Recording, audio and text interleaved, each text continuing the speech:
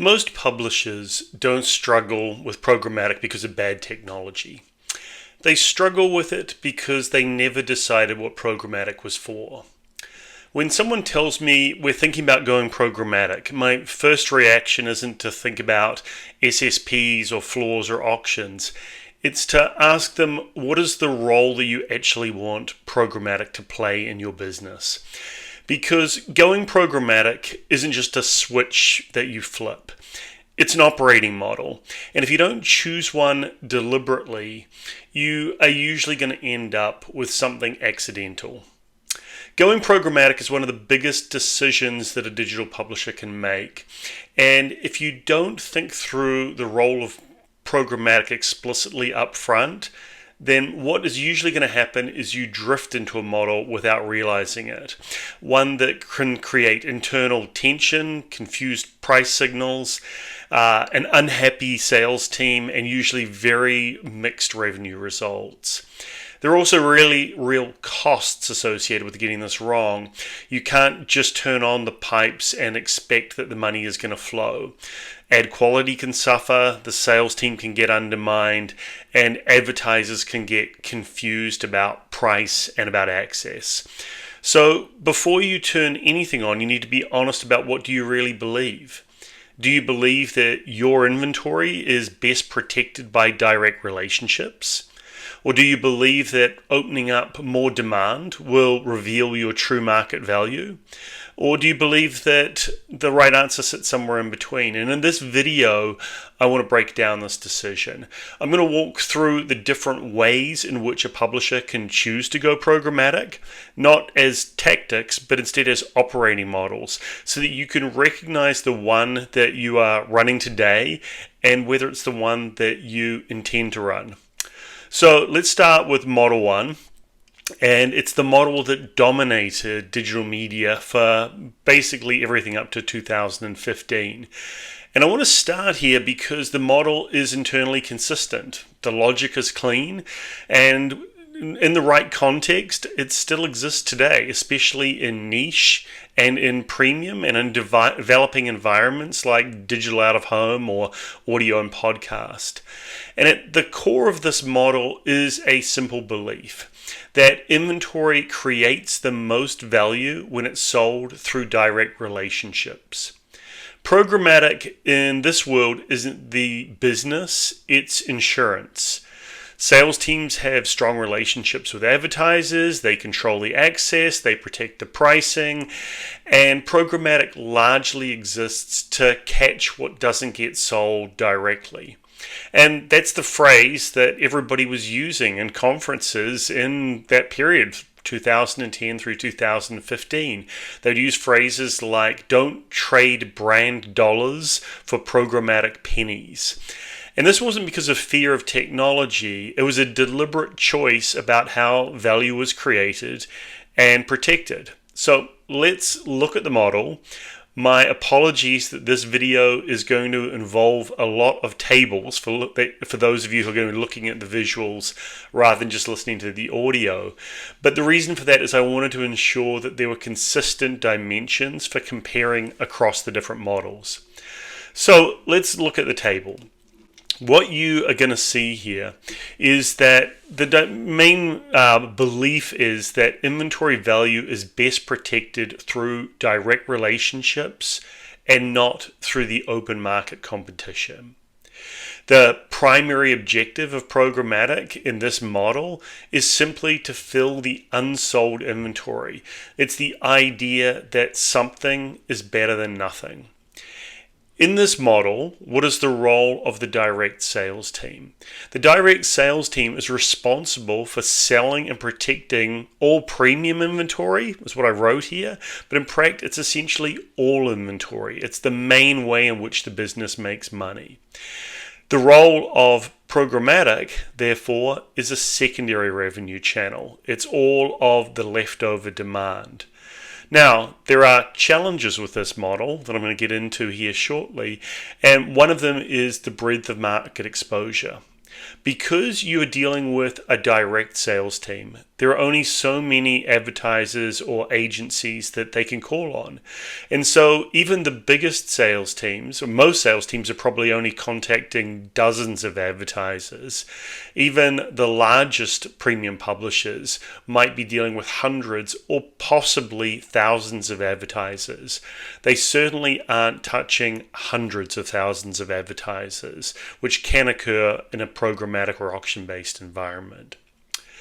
So, what else do we need to consider when we're looking at the model? The other main thing that we need to think about is what is the quality of the pricing signal that you receive. And in this model, the signal is low because you are only getting limited market feedback on the value of your inventory. You're getting told by some major advertisers through your own sales team whether your inventory is any good, whether it's performing. You don't know whether, if there is underperformance, whether it's due to a downturn in the market, whether your sales team is underperforming, or whether there are other dynamics going on. Maybe your inventory is starting to fall out of favor. So you have challenges around the quality of the pricing signal. How do we think about ad serving and clearance in this model? The traditional way it's run is what's called a waterfall. Basically, everything sold through your direct sales team gets priority. What they don't sell, as soon as something looks like it's going to be unsold, would otherwise served as a house ad, it goes out to a programmatic channel. But the idea of this is obviously that the programmatic is getting what's left over. So how important is the pricing power of programmatic in this world? It's low, and it's low by design. And so what you are often going to find in this type of environment is that the managed sales team or the brand advertisers continue to outperform the programmatic by a significant factor. 3, 5, 10x is not uncommon in terms of the prices that you see from your primary channel compared to your programmatic channel. And again, that's a function of how you've set up this model. What access does programmatic get to the majority of the products? It's going to be very limited. And when I talk about access, I'm talking about what can programmatic see. Often they might not see the URLs that they're trying to bid into. They might get less product detail. They might be cut off from getting access to the premium products or the sponsorship products. And they may not get the type of targeting that the managed sales team would get. They may not get audience segments. They may not get access to the high quality data from the premium publisher. So if you embark on this model, what is the primary risk that you're accepting? The primary risk is that you may never see the full demand curve for your inventory. You're operating in a very constrained world, and you are hoping that your primary advertisers that you work with are enough to satisfy your business at your current cost base. One of the things that we think about as we go through these models is what breaks first if this model is misaligned. And one of the things that people don't think about is the pricing credibility and the pricing discipline that erodes before revenue does. And so what I mean by that is if you are continuing to price and sell your inventory at a relatively high price point, but the market has moved on and doesn't value your inventory as much, sales is going to continue to sell at that price point, and they may start to get signals back from the market that the inventory is undervalued. Well, in that world, they are going to struggle to sell, but it's very much going to be a lagging indicator of the fact that the market has moved. And so sales won't have credibility, pricing discipline is going to start to erode, and you're going to be playing catch-up football.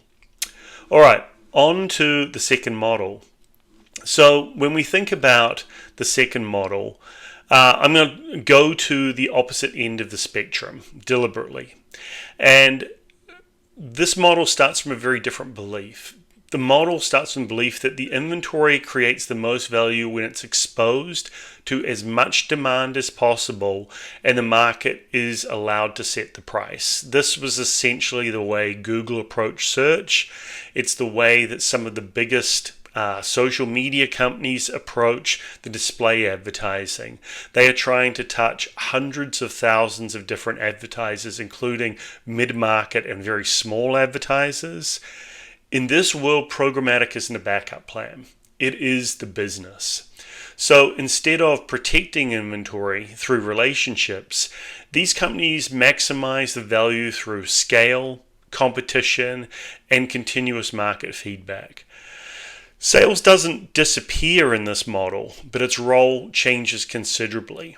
It becomes focused on managing the largest relationships, shaping products, and supporting the ecosystem around the auction rather than clearing the inventory on a deal-by-deal basis. This model works best when products are measurable, repeatable, and perform at scale. And when it works, it's extremely powerful. Pricing is discovered in real time, demand isn't constrained by who your sales team can reach, and the market tells you very quickly what your inventory is worth. So let's go through that same exercise and answer those same questions about, how this model works. So the core belief about how the value is created is that value is maximized by exposing inventory to as much demand as possible and letting the market set the price. In this world, Programmatic is the primary revenue engine. It clears the market at the highest sustainable price, and often the ad server will be set up in such a way that the programmatic channel will compete directly with the managed sales team. The primary role of direct sales here is to manage the largest strategic relationships with the largest advertisers and the agencies, and they're going to manage the relationship. They may or may not grant them any special preference in the auction or in the clearing mechanism. The primary role of programmatic then is it's the main channel for monetization. And in terms of how much of the market you get exposure to, it's very broad, potentially tens or hundreds of thousands of advertisers depending on your geography. What is the quality of the ad signal or the price signal that you are going to get through programmatic? It's generally going to be very high. You're getting continuous real-time feedback on the demand and the willingness to pay. You're going to be able to look at how that demand changes over the course of a day, over the course of a week. You're going to look at how it varies by geography. You're going to be able to see how it varies by advertiser segment. You get a ton of high-quality information about pricing that you don't get in the managed world.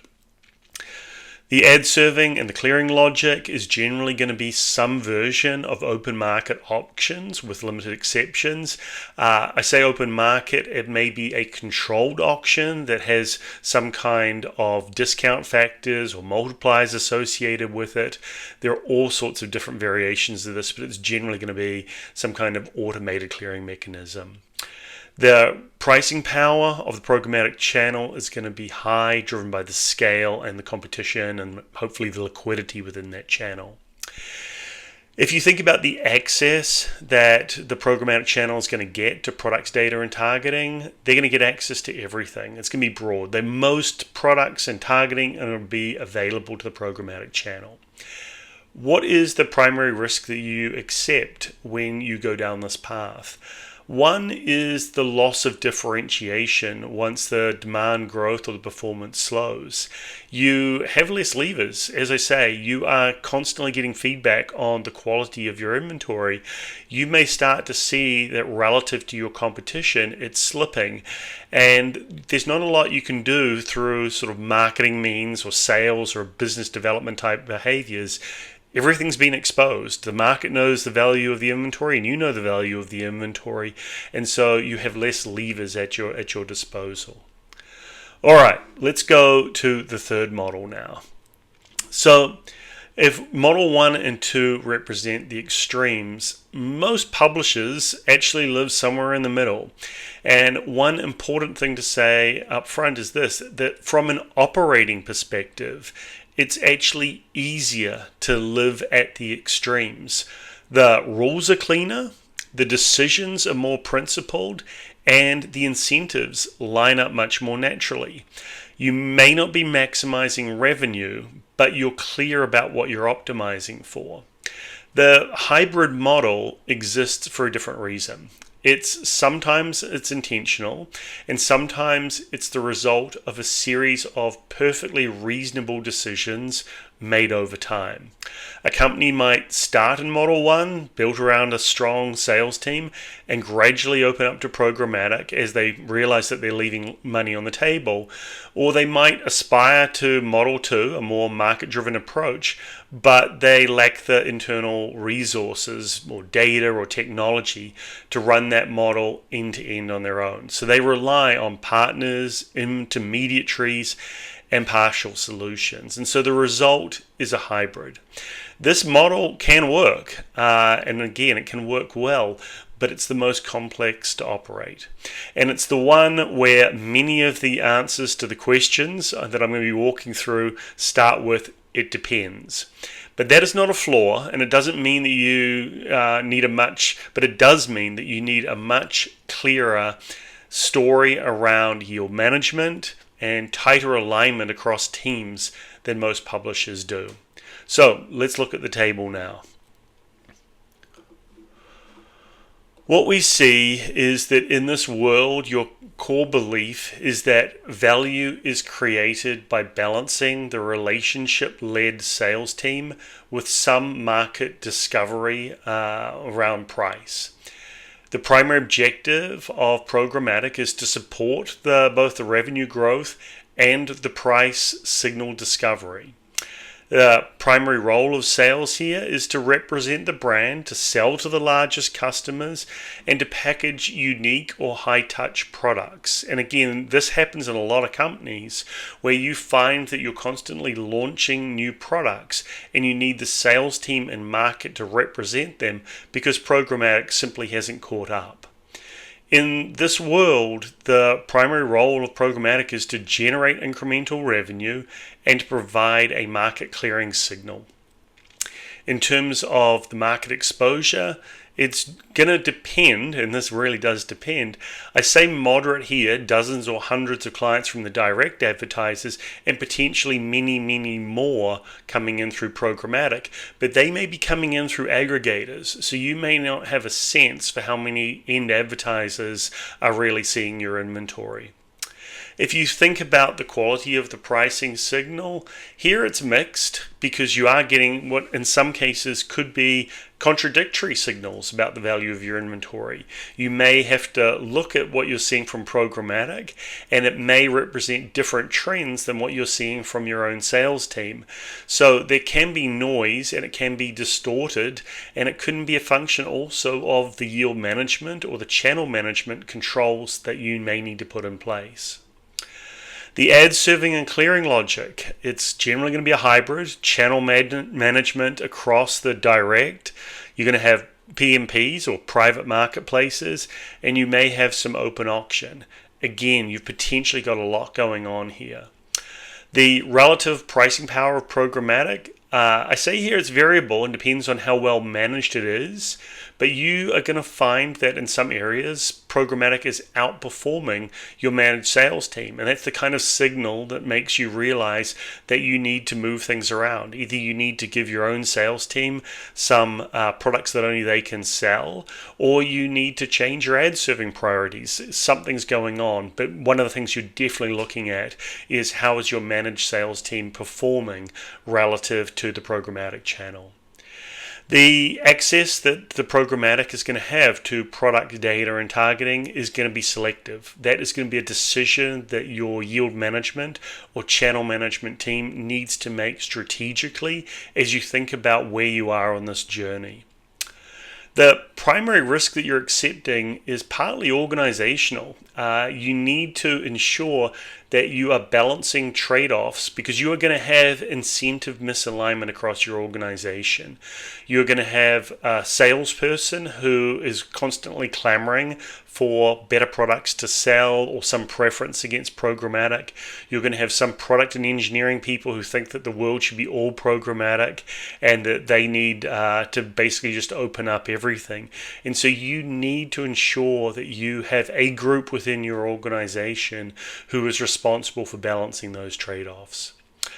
When does this model start to break? It's going to break if there's internal friction or slow decision making that emerges and you start to see revenue decline, and everybody's going to have a perspective on whose fault that is, whether it's a result of biasing one way or another as you try to play this hybrid.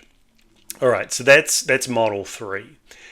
Now, as we come to the end and close, a couple of thoughts. One, programmatic isn't about picking the right technology or copying what the biggest platforms are doing.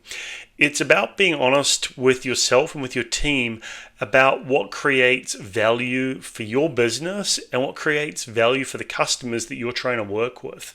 For every model that we talked about today can work, and every model can fail. The problems start when the model that you're running doesn't match the model that you think that you are running, or when your sales team, ad ops, and leadership are all optimizing for different versions of the truth. That's usually when programmatic gets blamed. But most of the time, the real issue is that the decisions that I've outlined here were never actually made explicit, and executive teams aren't having the conversations around how to think about these different channels. If this video helped you today recognize which model you're operating or where the friction is coming from, then it's done its job. And if you're in that middle ground trying to balance relationships with market-based signals, and that's where these decisions get hard, there are real trade-offs, and these are exactly the type of problems that I love working with. So if you want a second opinion or a sanity check your existing model, reach out. I'm James Deaker. I am the Yield Doctor.